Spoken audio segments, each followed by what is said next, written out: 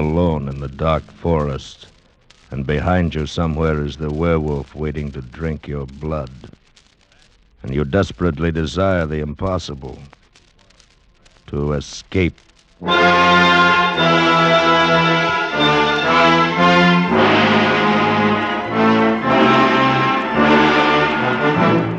Escape, produced and directed by William N. Robeson, and carefully plotted to free you from the four walls of today for a half hour of high adventure.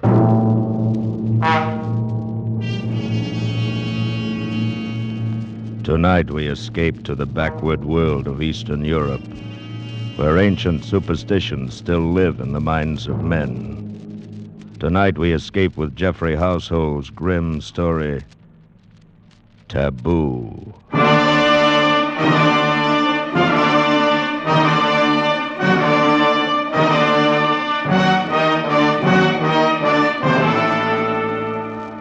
Among semi-civilized peoples, there has always been widespread belief in werewolves, those fantastic creatures supposedly able to turn from man or woman into wolf and back again at will. This belief is still widespread among the simple folk of eastern Hungary, in the district around Zweibergen, high in the gloomy Carpathian Mountains. And I must admit, not without some reason. Before the late war, I often spent my vacations in that area, drawn to the dark loneliness by the pull of my Slavic blood. It was the same with her, perhaps, and our kindred ancestry no doubt drew us together. Her name was Kira Vaughan, and she was there with her husband, a pleasant young Englishman. They were obviously much in love, and I felt almost like an intruder when I found myself the only other vacationer in the village. However, they made me welcome and invited me to dinner. It was an excellent dinner. Won't you have some more strawberries, Mr. Shirabiev? Huh? Thank you, no, Mrs. Vaughan. I've eaten far too much already. I cannot say when I've had so excellent a dinner. Thank you. I'm sure I shall get nothing like it at the inn. I should hate to have to stay at the inn. You see, Shirabiev, my wife is one of those delightful creatures who cannot stand to be shut in. She must run free, preferably in the woods, with her hair streaming in the wind. She's quite unusual. Indeed she is, my dear Vaughan. And you may count yourself most fortunate. Oh, I do. Where else should I find so good a cook? Oh, very true. I've never tasted venison quite like that tonight. Delightful. Thank you. Another of her little victories. She delights in outdoing the ordinary housewife. She disdains the village shop and gets her meat right off the hoof. Oh? You do your own hunting? Oh, dear, no. Not that.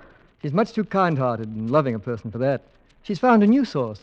The district game warden brings fresh venison to our door. Oh, it's not he, but his son. True, the game warden's slightly moronic son, who is, I'm sure, in love with her. Oh, that's ridiculous. Oh, not so. It's quite understandable. I'm beginning to fall in love with her myself. You see, my dear. Thank you, sir. Seriously, though, I can understand this wild desire to be free. This wish to, as you put it, run in the woods with the wind in your hair. It is some legacy of our Slavic blood, no doubt. Yours and mine and the game warden's moronic son. Somehow we feel at home in these dark forests. Oh, you too. Yes. And I don't. I confess it, I don't. There's something here that frightens me, something strange and inhuman and taboo. Darling. I'll confess something, Kiraviev. I don't like Kira to go out into these forests alone. Maybe I'm afraid that someday this emotional impulse of hers will get the better of her and she'll just disappear, like those two men last week. Oh? What was that? Have I missed some exciting happening? No, not really. Though you'd think so to hear the villagers talk. A fellow coming home through the woods after dark just disappeared. Probably got fed up with life here in the village and lit out for Budapest. And, what about the other one? Oh, yes. Well, a search party went out the next day to look for the fellow. When they got back, they found one of their party was missing. Evidently, he'd taken the opportunity to skip out, too. Is that what you really think? Well, why not, my dear? If those men had been done away with, it might have been by something supernatural. And there's no such thing. But might it not have been some wild animal? Oh, the bears around here are harmless and the wolves are not in pack. At any rate, there would have been some sign, some blood, track, something. There was nothing. They simply disappeared, vanished, skipped out. Richard, how can you be so callous? You see the paradox? My wife, who loves the woods, believes the fantastic tales of the villagers. I, who confess to finding the woods strange and frightening, do not believe them. Perhaps it is because you are frightened that you are afraid to believe them. What do the villagers say? Well, you know this district well enough. They're talking of werewolves and such tommy rot. Oh, it's utterly fantastic. Yes, to you, an Englishman, it would be. And it isn't to you? Fantastic, yes, I suppose, but perhaps Mrs. Vaughn and I, who feel at home in this forest, can understand and believe such fantasy a little more easily than you. Yes, I remember many times as a child. I dreamt of being an animal. I thought then that I would love it. The freedom of the forest. Exactly.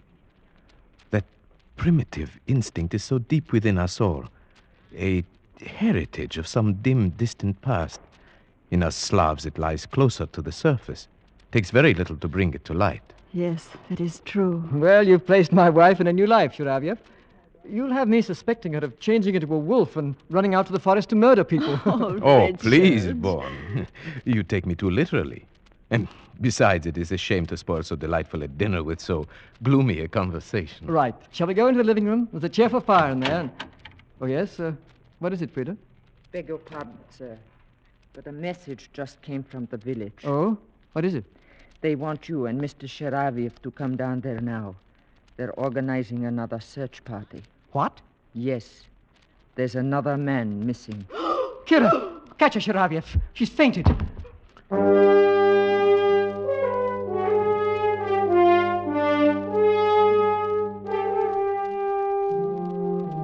It was only then I realized that these people were under a terrible tension. I was to learn very quickly that the whole village shared it. Every able-bodied man in the district was at the inn when we arrived. The magistrate explained the situation. The grocer.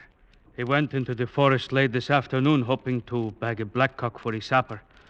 A little after dusk, a solitary shot was heard. That was 3 hours ago, and he has not returned. But only 3 hours?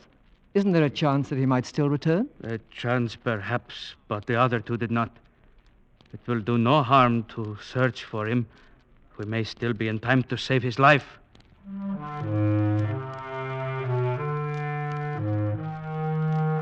We searched most of the night, and then next morning, Vaughn and I went out again. We climbed to my favorite spot for hunting blackcock, and then followed the trail down to the village, the trail the missing grocer would have taken. I was beginning to be a little exasperated at Vaughn. He seemed to be so casual and uninterested, as if he were convinced that this one too had merely skipped out. But I underestimated him. He was a skilled tracker, and suddenly he did show some interest. Wait a minute. Someone has turned aside from the path here. Hmm? He was in a hurry. I wonder why. I think you are right. There are some broken branches. Why? Why here? It's hardly likely anyone would go plunging into that thicket unless he had a reason. Wait. See that big white rock behind the thicket? When you're being followed, it's comforting to have a clear space around you. You'd feel safe up on top of that rock with a gun in your hands, if you got there in time. You may be right. Let's go up. Righto. We forced our way through the underbrush to the rock. It was 30 feet high on the downslope side, and a hot spring at the foot of it bubbled out of a cavity scarcely 2 feet wide.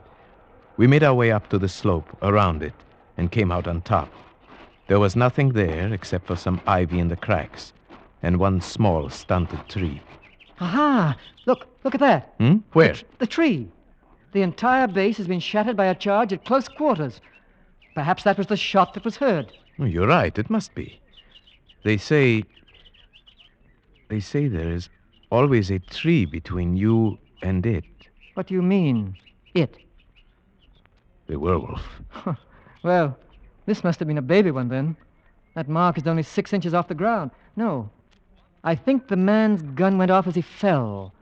Perhaps he was followed too close as he scrambled up. About here would be where his body would have fallen. Do you see anything? I don't.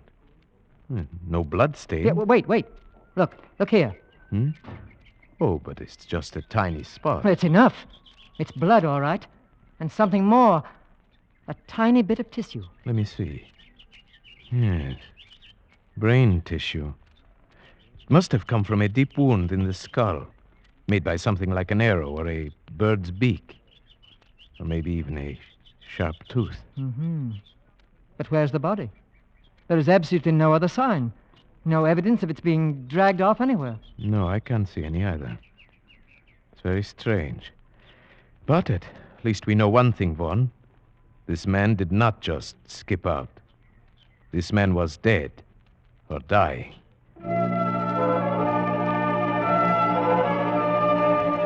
When we brought our information back, the excitement of the village mounted.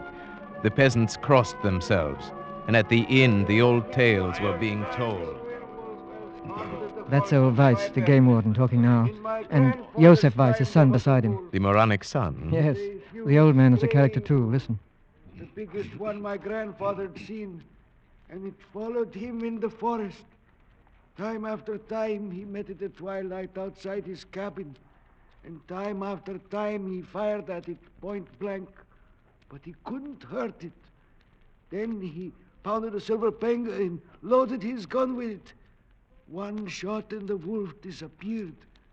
But next day, they found Heinrich the cobbler dying in his house with a beaten silver coin in his belly. Fools! You believe such stupid talk? Joseph! My grandfather used to tell the same story. Only when he told it happened to his grandfather. Anyone can see it didn't happen at all.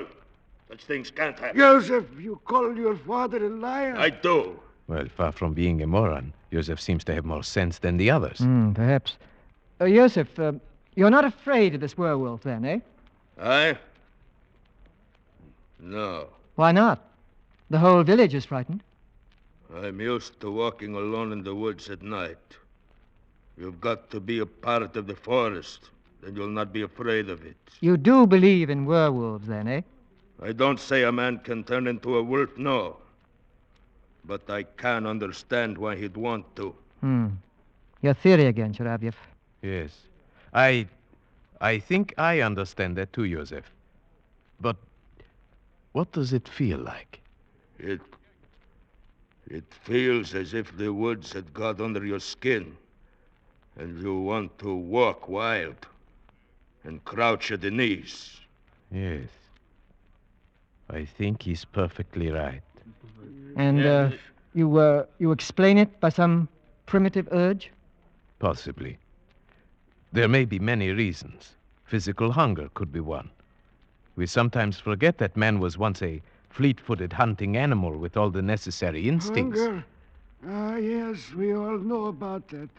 About what it can do to a man. I've been trapped in a cliff for 5 days, I know. None of you have suffered hunger as we did in the prison camp during the war. None of you knows what it is to eat. Joseph, let's not talk about it. He gets so upset remembering. Well, we'll have to go on searching for the body and for the werewolf. You'll not find it. Not until you arm yourselves with silver bullets. Perhaps it is gone now, whatever it is. The search parties may have frightened it away. It wasn't frightened by the first search party. It simply took one of them. Now it is still here. And it will strike again. You may be sure of that.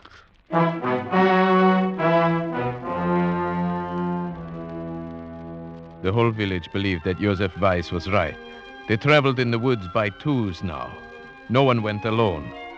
For a week, village life was disrupted. The men beat the forest, the women tried to comfort each other. Kira wore herself out trying to be useful. The village women could not help loving her. But there was something else. Something strange. One day I spoke to Frida, the maid, about it. Yes, she is a strange one, Mr. Shariviev. Even I have seen her going out to walk alone in the woods at twilight. The women in the village think she is possessed. What do you mean, possessed? I hesitate to say, sir. Come, tell me. They are beginning to say sometimes the werewolf can be a woman.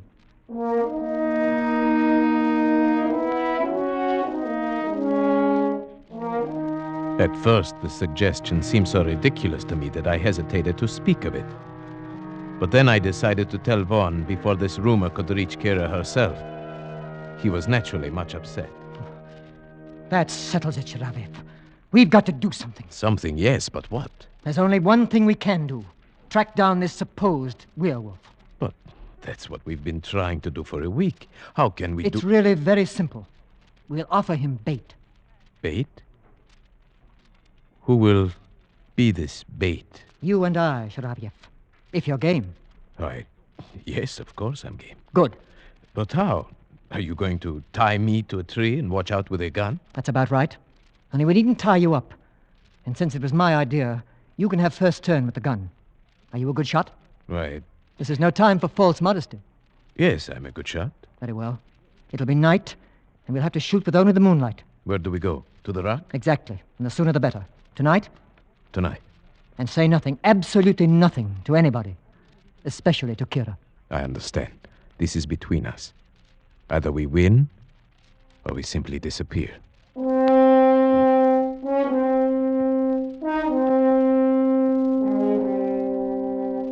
It was difficult getting away without telling Kira what we were going to do. She seemed to sense that something was wrong, and she sat staring after us with strange, angry eyes. In the village, Vaughn and I parted and made our ways to the rock separately.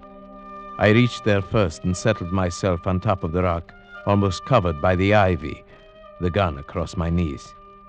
Presently, Vaughn appeared on the path, and I gave the signal that I was there and ready.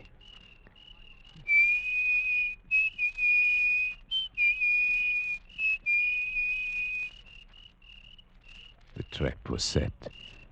In the eerie stillness of the dark forest, we waited. Vaughn paced slowly on the path. I kept the gun sight trained a yard in back of him as he walked. Minutes passed in silence. Hours went by. Nothing happened. It was almost midnight, the end of our vigil. Vaughn waved his hand and started off down the trail. He would go fast in case he was followed, taking a shortcut down an old timber slide. He'd be in the village in 10 minutes. I was to follow presently. Then suddenly I got an intense feeling of dread. I was alone on the rock. My spine tingled, and then I heard a quick rustle in the ivy behind me. Something brushed my face. It was only a bird. A night bird had lit in the ivy and now swooshed past me and flew away. My nerves were still tingling when I got back to the village.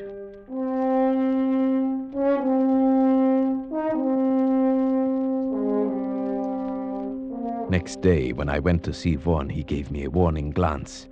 Kira was suspicious. I could see the question in her eyes when she greeted me. So, here is the other culprit.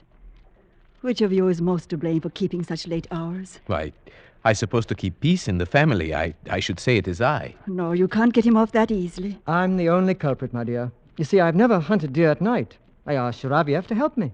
I suppose you shoot the poor things while they sleep. Oh, no, while they're having their dinner, if possible. You're cruel and heartless, both of you. Oh, it's no use letting her start an argument, Sharavyev. I'll go get us a drink. Oh, yes, thank you. I'd like that. Why do you look at me like that? Was the hunting good last night? No, not very. We didn't get anything, as you see. I'm afraid you'll still have to depend upon Joseph for your venison. Where did you hunt? Why, simply in the forest. Nowhere in particular. You're not telling me the truth, are you? My dear, I don't know what you're thinking, but I assure Oh, never mind. I suppose it is best I don't know. But take care of him, please. Of course I will. If anything should happen to him. But what could happen? You know. You understand these things.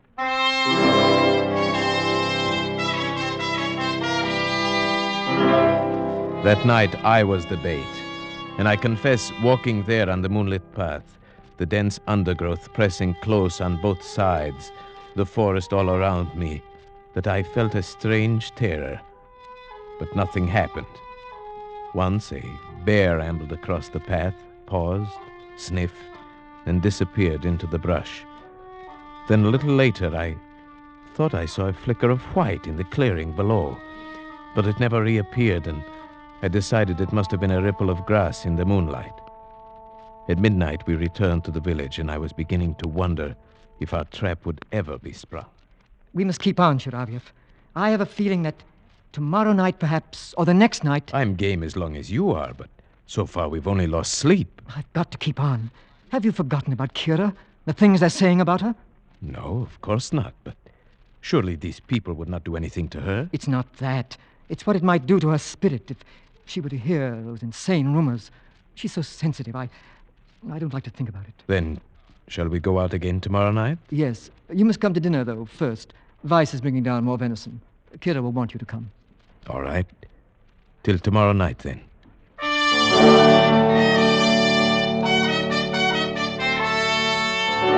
After dinner, we went out for our third night on the rock. Vaughn was the bait tonight, and I the watcher. The forest was alive with sound. A deer coughed. The bear came ambling back, as woolly and harmless as a dog. I was watching him when suddenly he paused and sniffed the air, then disappeared into the trees. The animal sounds quieted one by one, and a tense stillness fell over the forest. My hand tightened on the gun, and suddenly I saw it. That flicker of white moving fast through the trees. It was coming up the path toward Vaughn, a soft, bulky white blur, coming surprisingly fast. Vaughn's back was turned. He did not see it. My finger tightened on the trigger. It was only a few yards away when he turned. Kira! I started to press the trigger. No, Sheriff, no! Richard! Kira, what are you doing here? Oh, darling, I was looking for you. I looked last night, too. Oh, Richard. Kira, you shouldn't have. It was foolish, terribly foolish. Richard, there was something after me. I know it. That's why I was running. Kira, you shouldn't be out here alone. But what about you? Where's Chiraviev? He's up there on the rock, covering me with his rifle. I'm perfectly safe. I'll show you. I'll hold out my handkerchief like this. Now, Chiraviev, put a hole in that. I stared for a moment at the white square of handkerchief, then at the white of her coat. My lips were dry.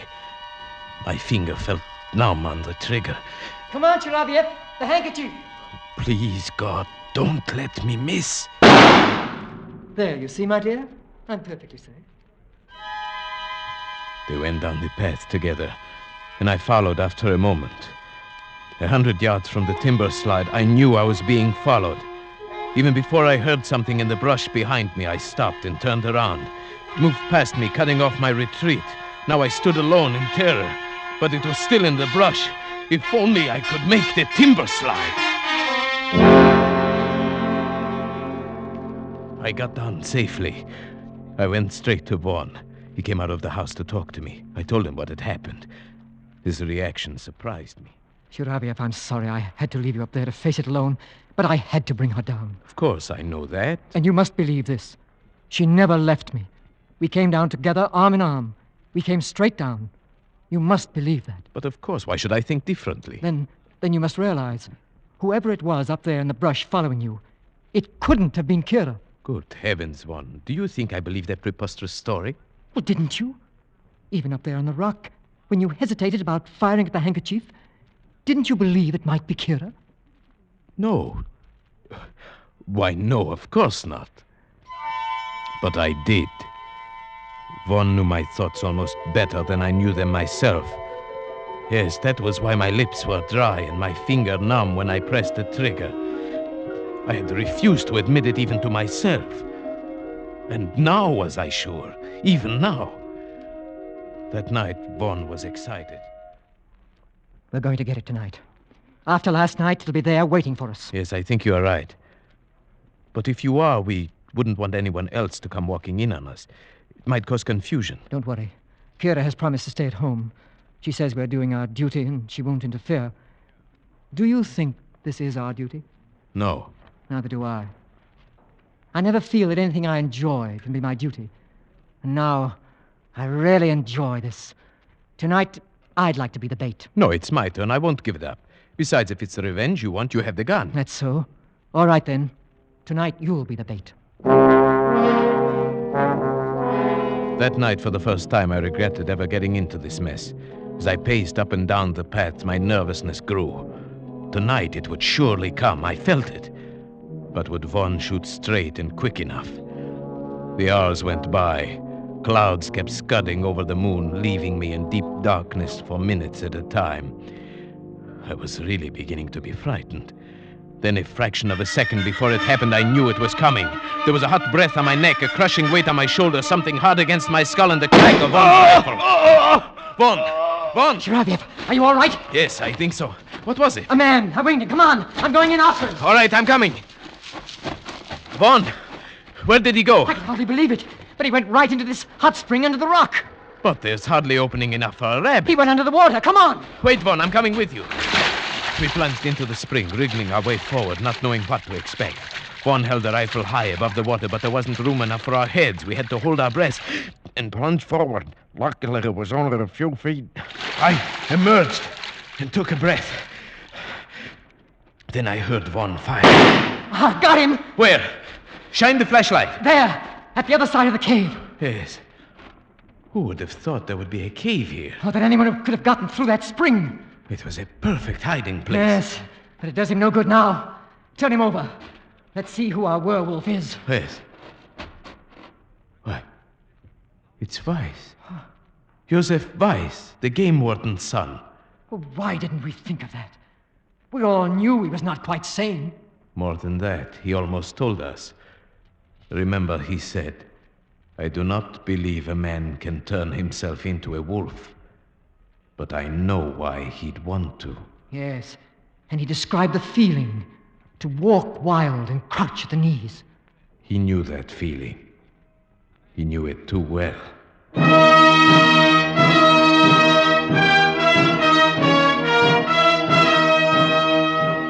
Beside Joseph Weiss, we found a murder weapon. It was a patented animal killer, a heavy iron muzzle that gripped the scalp, a heavy spike that was released by a spring. His hiding place was even more perfect than we had supposed. When the magistrate investigated, he found a passage from that cave which led underground for more than a mile, and finally to the game warden's house, where a ladder led into his cellar. Undoubtedly, Weiss found that dry underground river one day and realized he could use it. Perhaps that is what caused his mind to snap. Yes, it released a long pent-up spring in him, like that weapon he used. He saw that he could run in the woods like an animal, disappearing and reappearing with perfect safety. It even offered a place to bury his victims without a trace. And so your theory proved correct, that there's a murderous, primitive instinct lurking in some people. Yes. Well, it's all explained excepting what he did with the bodies. It would serve no useful purpose to speculate on that now. Yes, I suppose you're right. Kira, you haven't said anything. Why did you have to shoot him? Kira, he was a murderer. He tried to murder Shiravyev. Is it murder when a wolf kills? A dumb animal? Frightened of intruders? Kira! You understand what I mean, don't you, Shiravyev? You understood that night when you shot the handkerchief, just as I have. It might have happened to any of us, you see. Kira, what do you mean? Take me away from here, Richard. Just take me away quickly.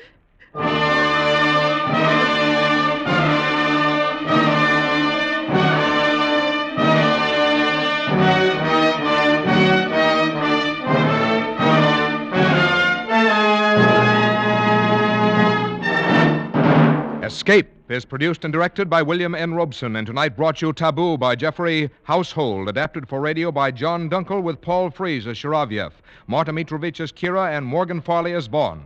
The special musical score was conceived and conducted by Cy Fure. Next week, You were standing on a bridge over Owl Creek with a noose around your neck. You have only a few seconds left to live. A few seconds left to plan your escape. Next week, we escape with Ambrose Bierce's famous story, An Occurrence at Owl Creek Bridge. Good night, then, until the same time next week when we again offer you Escape. This is CBS, the Columbia Broadcasting System.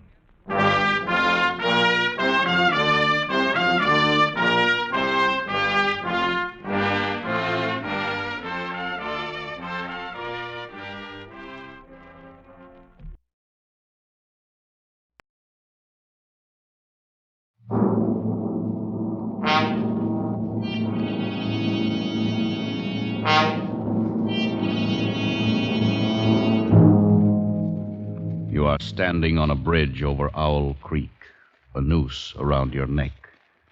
You have but a few seconds left to live, a few seconds left to plan your escape.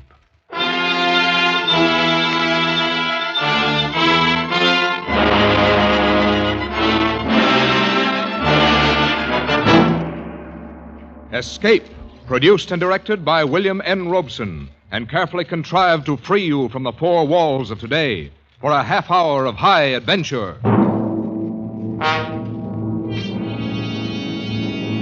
Tonight, we escape to the war between the states and a muddy stream in Alabama as we recall one of the great short stories in American literature, An Occurrence at Owl Creek Bridge by Ambrose Bierce.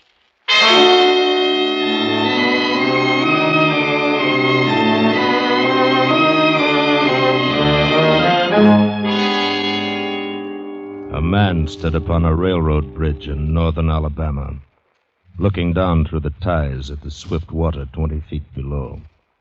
The man's hands were behind his back, the wrist bound with a cord. A rope closely encircled his neck. It was attached to a stout cross timber above his head, and the slack fell to the level of his knees.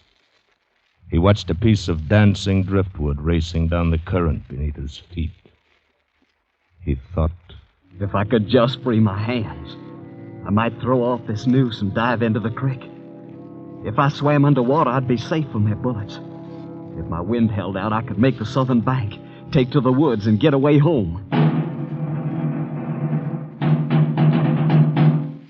Peyton Farquhar, Alabama planter, stood at the end of a plank. A captain of the Union Army and a sergeant stood at the other end. When they stepped aside, the plank would tip upward, and Peyton Farquhar, Confederate spy, would slip between the ties to hang above the muddy water of Owl Creek until dead.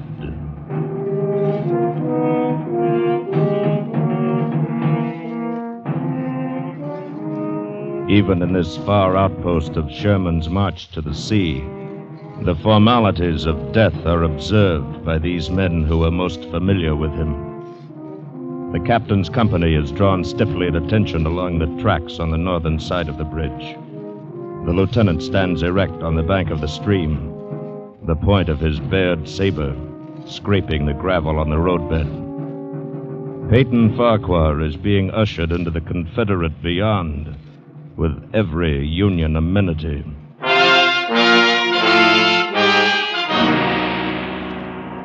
The captain stands aside. Now only the weight of the bulky sergeant counterbalances Peyton Farquhar at the end of his thin board. They say that this is a moment when all the past events of your life tumble into your memory. But how could anyone know? Who has come back from the dead to tell what dying is like?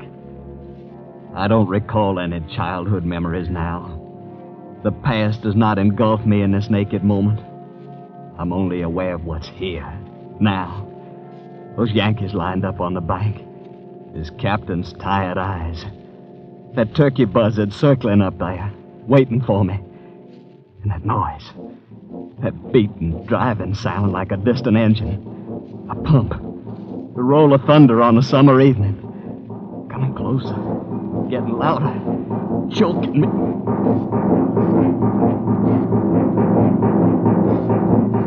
It's your heart, of course, that you hear, stepping up its cadence, pounding under the forced draft of fear.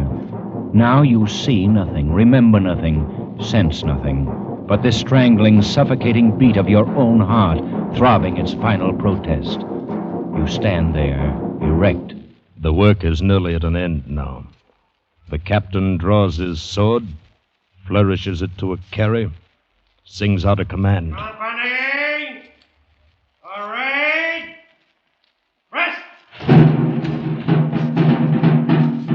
The men on the bank smartly spread their legs, thrust hands forward over the rifle barrels. The sergeant on the end of the plank takes one step to the left. The plank tips forward.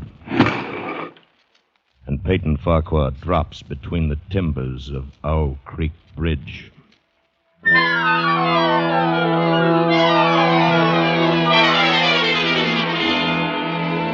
It takes longer to tell it. As you drop downward, you lose consciousness. You are as one already dead. Then you awaken sharply in pain to feel, not to think, just to feel.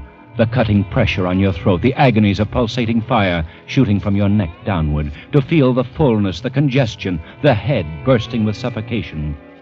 Distantly, Beyond, outside of yourself, you hear a splash. Remotely, you sense cool, wet, green darkness. The rope has broken. You have fallen into the stream.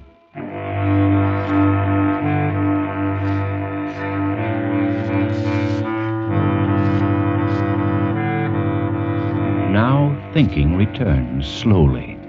You know for the moment you are safe from drowning because the rope around your neck tightly keeps the water from your lungs. Then I shall die hanging at the bottom of a river. And that's absurd. If I can get my hands free. I must get my hands free. Come, Peyton. They can't lick you. Try again.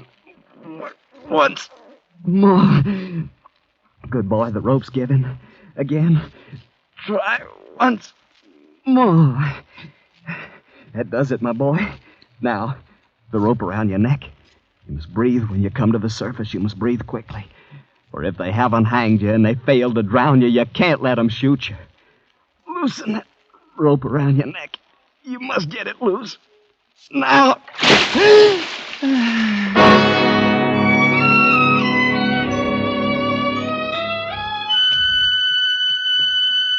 It takes so much longer to tell. You are now in the fullest possession of your senses, and again time stops. You feel the ripples of the water upon your face and hear their separate sounds as they strike. You see the trees on the bank and the leaves and the veining of each leaf and the very insects on them. The locusts, the brilliant-bodied flies, the gray spiders stretching their webs from twig to twig, the prismatic colors of the dewdrops upon a million blades of grass. You hear the humming of the gnats, the beating of the dragonfly's wings, the strokes of the water spider's legs. A fish slides beneath your eyes, and you hear the rush of its body parting the water. All this you see and hear in an incalculably infinite instant of time. Then you hear something else. There he is! Down there, quick! Somebody! Come! Jonah, run! Steady! Hey! You dive deeply, but above the ringing in your ears, you hear the volley of the rifles. And as you rise toward the surface, you meet shining bits of metal, singularly flattened, the distorted and spent bullets, oscillating slowly downward past you. One catches in your collar, and it feels uncomfortably warm. You snatch it out, and this gray piece of Yankee lead reminds you of the gray uniform of the soldier who was responsible for you being here. You recall that it was only night before last when the soldier had ridden up the driveway as you and your wife sat under the magnolia trees in the cool twilight. Good evening, sir. Good evening, Corporal. Wonder if I might trouble you for a glass of water, sir. Why, of course, Don't disturb yourself, Peyton. I'll go fetch it. You're most kind, ma'am. If you'll just indicate the well... Nonsense. You just sit a spell with my husband. You look as if you could do with some rest. Yes, ma'am. Reckon I could. I'll be back in a jiffy. Thank you, ma'am. Whose command are you with, Corporal? Colonel Tolliver, sir. 13th, North Carolina. We get so little news down here. How are things going at the front? Not good, sir. The Yankees are getting ready for another advance. They're repairing the railroad. Got it in shape almost to Owl Creek Bridge. And they got an outpost there. Once they can run the trains beyond the bridge, there's nothing to stop them between here and Atlanta. Then why hasn't the bridge been destroyed? The military couldn't get near it. A civilian might. Owl Creek Bridge. That's not far from here, is it? Less than 20 miles. You say they have an outpost there. On which side? T'other side. Nothing on this side but a couple of pickets, half-mile out on the railroad. And a single sentinel at this end of the bridge. And that bridge is important? Sure is. What if it were destroyed? Hold up the Yankees for several weeks. Suppose a man, a civilian like myself, should elude the picket post and get the better of the sentinel. What could he accomplish? Well, I was there a week ago, just before we had to pull out. There's a heap of driftwood come down in last winter's flood and caught on the trestle at this end. Looked mighty dry and tendery to me. I see. A fellow with enough gumption might get through and set fire to it.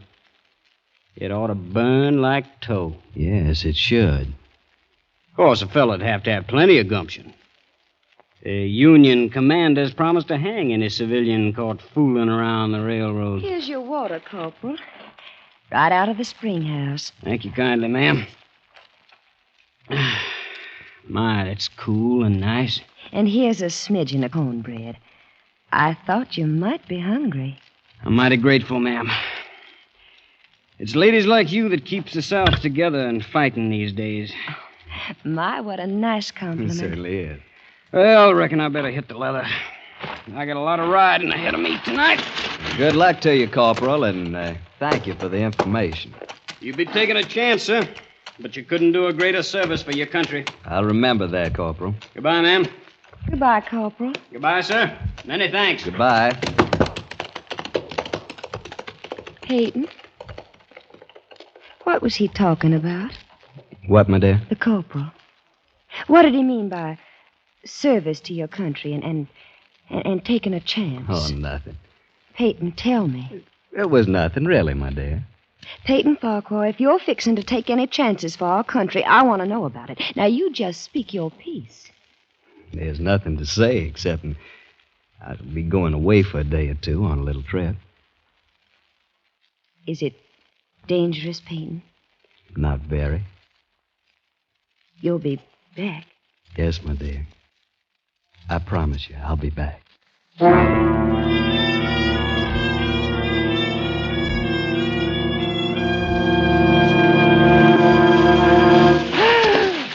You break the surface of Owl Creek for a second time, and now you're much further downstream, further away from the Union soldiers on the bridge reloading their guns, the ramrods flashing in the morning sun. That captain won't make the same mistake again.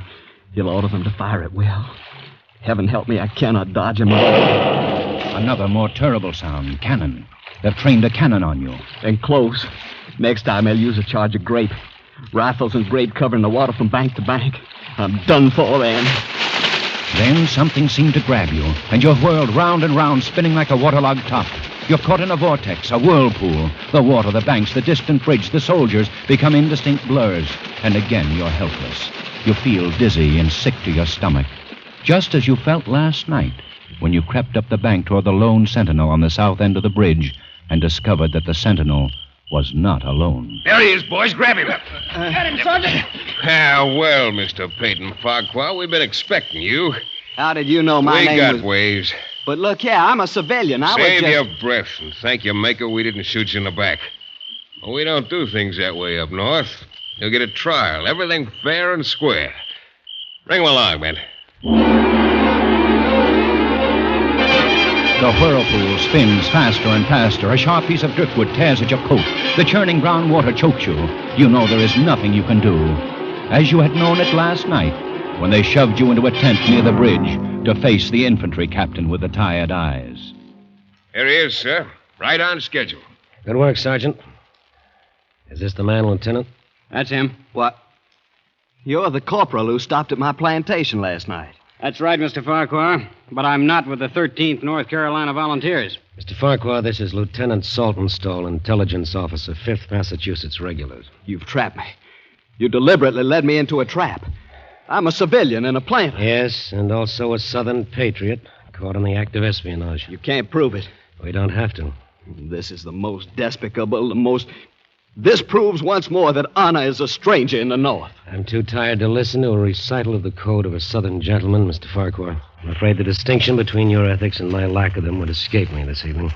But why have you done this? Why have you deliberately trapped me? The best way to eliminate civilian resistance is to lure it into the open. You fell for the bait. Too bad. Now, look here. It's my constitutional right Which Constitution? The Constitution of the United States or Jeff Davis's? You insulting Yankees. Remember your manners, sir. I demand a trial. You've just had it. Post a guard over him, Sergeant. Yes. We'll hang him in the morning.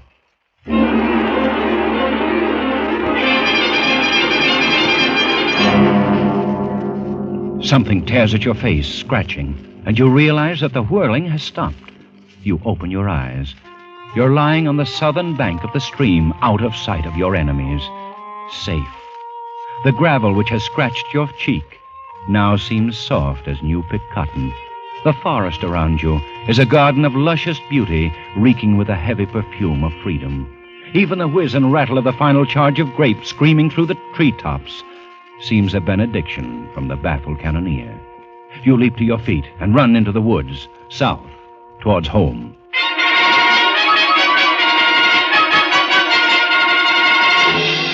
Your neck is swollen and throbbing with pain. You carry it cocked toward your left shoulder as you push through the matted brush. All morning you tear your way through the undergrowth. Your jacket is tattered and your face crisscrossed with bloody scratches from the brambles. Every few moments you stop. You stop to listen for the sound of dogs, but all you hear is the sleepy buzz of the forest. And the blood throbbing through your heated brain brings another thought, which is an insult. No dogs. You are not even important enough to the Yankees for dogs.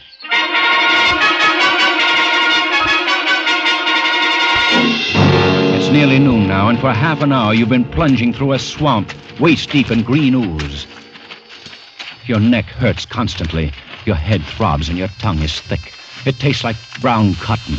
Gnats swarm before your eyes, catching in your eyelids. Mosquitoes buzz in your ears, drill deep in your hands and swollen neck.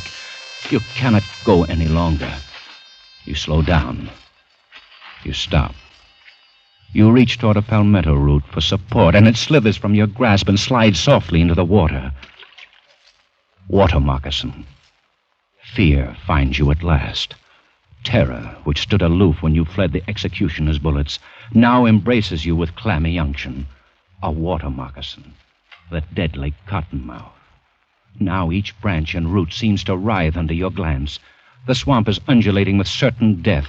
You plunge on through the dark, stinking ooze, on and on, tripping, stumbling, never stopping, for terror rides your back, flogging you with a whiplash of fear.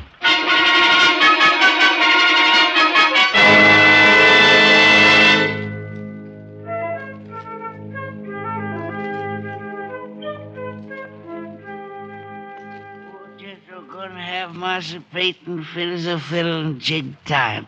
You just drink this here yop tea, Master Peyton. Thank you. Thank you. Jethro. Yes, sir, Master Peyton.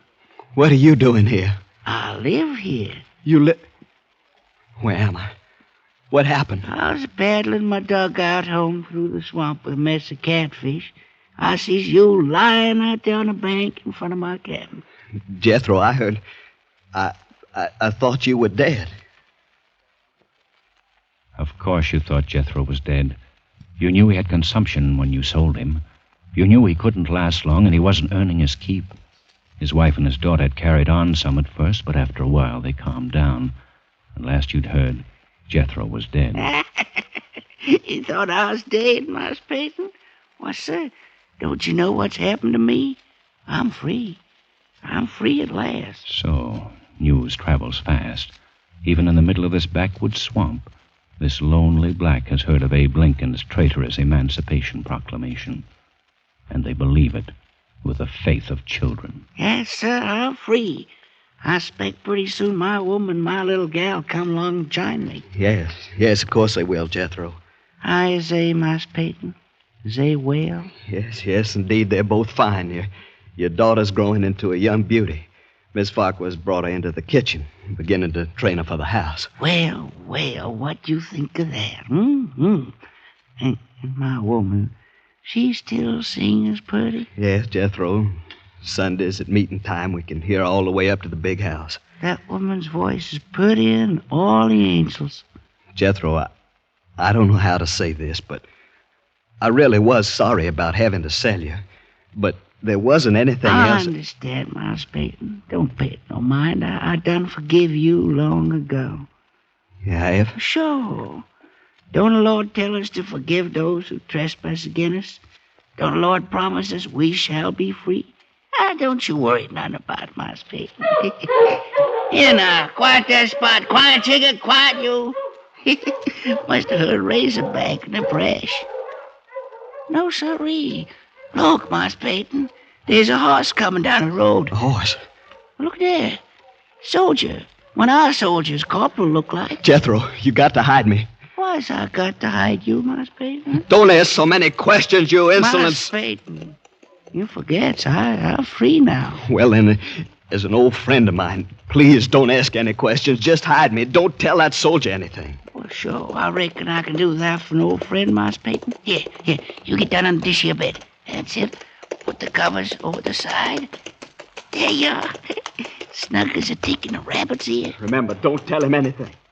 Have you come this far just to be turned in by a wool-gathering black who talks crazy?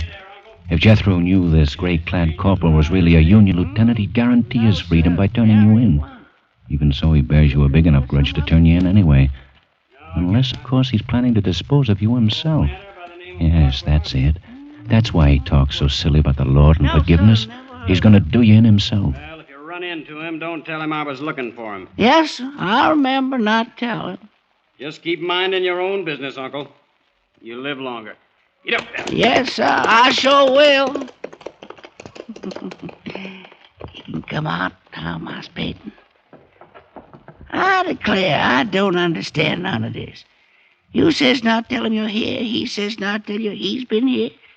What's this all about, Mas Peyton? Oh, it's nothing, Jethro. Nothing.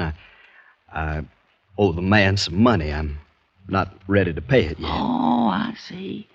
I wouldn't know about that. Money's something never bothered me like it bothers some. Money and me's always been strangers. What's he mean by that? Money's never bothered me like it's bothered some. What's he picking up that knife for? Jethro, what are you going to do with that knife? Hmm? Oh, I was just fixing to slit up some of them catfish you got in the dugout. Look like you could do with a little food, Mas Peyton. Oh, no, thank you, Jethro. I really got to be on my way. I want to get home by sundown if I can. Sure wouldn't be no bother to cut up a couple of calves. No, thank you, old friend. If you'll just tell me which way I should go to get home. Huh? Well, I don't rightly know, Mas Peyton. I reckon from the way the sun's reclining, be down the road that way. Quite a tolerable piece. Yeah, that should be about right. I never been back, you know. I never tried to go back since I've been free. Yes, I know. But I reckon it won't be long till my woman, my little gal, comes here to me. Of course. If you get back, Master Peyton, if when you see him, you tell him I'm here waiting for him, you hear? Yeah, I'll do that, Jethro. I'll do that. You get away from there fast, the shells of the road crunching under your muddy boots. That grinning savage standing in the doorway of the shack, the knife in his hands. And each moment until the road bends and cuts off the cabin from view, you fear he'll come after you, the knife poised to plunge in your back, to pay you for the thrust you gave him when you sent him away to die. But he's still standing, grinning foolishly and waving as you turn the bend. Now you feel safe, but only for a moment. Then you hear a sound. The sound of a horse. It must be the corporal in gray from the 5th Massachusetts Regulars. He's coming back down the road, searching for you, hounding you, coming to take you back to Owl Creek Bridge, back to a rope that won't break under your weight. You walk faster and faster, and always the sound is there, growing louder and louder. And you run as fast as you can down the shell road, which stretches clear to the horizon between the green walls of scrubby pines. How long have you been running down this endless road? It's dark now. Is it night? Or has the blood trapped in your head by the suffocating rope at last burst into your congested eyeballs and blinded you?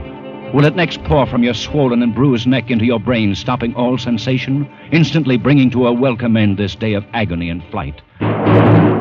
Ridiculous fantasies of fatigue and fear. You can see the darkness is the black of a sudden summer storm. That lightning flash clearly shows the white road ahead and the black silhouettes of trees along the sides. And since you're sure that you can see, the other senses return. You hear the rumble of the thunder. You feel the insupportable ache of your straining lungs, the leaden weight of your tired feet. And now the patter of rain, first washing the stinging sweat from your scratched and bitten face, now pounding harder, flowing down across your hatless head, matting your hair, slowing your headlong gait to a dog trot. Another flash of lightning directly overhead. For an instant, you see the soldiers of Owl Creek Bridge standing at the side of the road, rifles leveled, their eyes boring down the sights, aiming at your heart. Again, you're running. and the rain has turned to hail. Pellets as big as hominy beat down on you, pound your swollen, bruised neck, hammer at your countless cuts. Again the lightning. And on the other side of the road, the gray-clad corporal sits astride his horse waiting for you. No! No, you can't get me now! No! This bolt of lightning strikes a tree ahead of you, and in the white blinding light stands Jethro, black and grinning, knife raised in the air. No! No, Jethro!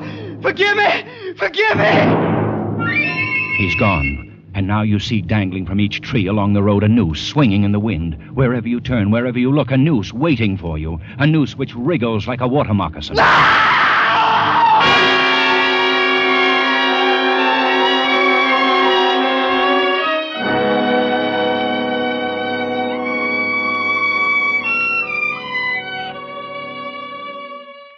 You are standing on the green lawn of your plantation before the high-columned entrance. The storm is over. The clouds are black and menacing all around the horizon. But through a break in the sky overhead, glorious sunlight streams down, bathing your garden and your house in heavenly light. You are home. And now you hear a rustle of crinoline, and down from the wide portico steps your beloved wife. She walks across the wide lawn, arms outstretched. Peyton, my dear, you're back, just as you promised you'd be. For this moment, you have endured the agonies of this day. And were those agonies multiplied 1,000 times, they would be small price for the benison of this breast, the sanctuary of these arms, the security of these lips. You step forward to fold your wife in your embrace. The rope stretched tight, sang like a bowstring. Peyton Farquhar was dead. His body, with a broken neck, swung gently from side to side beneath the timbers of Owl Creek Bridge.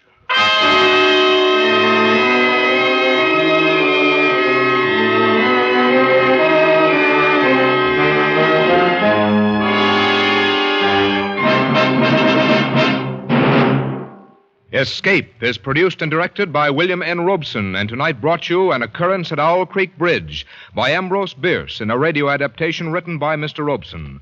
The part of Peyton Farquhar was played by Harry Bartell. The narrators were Bill Conrad and Bill Johnstone. Jethro was played by Louis Van Rooten. The special musical score was conceived and conducted by Cy Feuer. Next week, you are trapped in the pitch darkness of a ruined mansion, and groping for you, stalking you, is a homicidal maniac armed with a knife, from whom you must escape.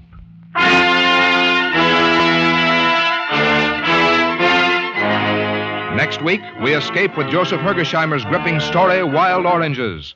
Good night, then, until this same time next week, when we again offer you Escape.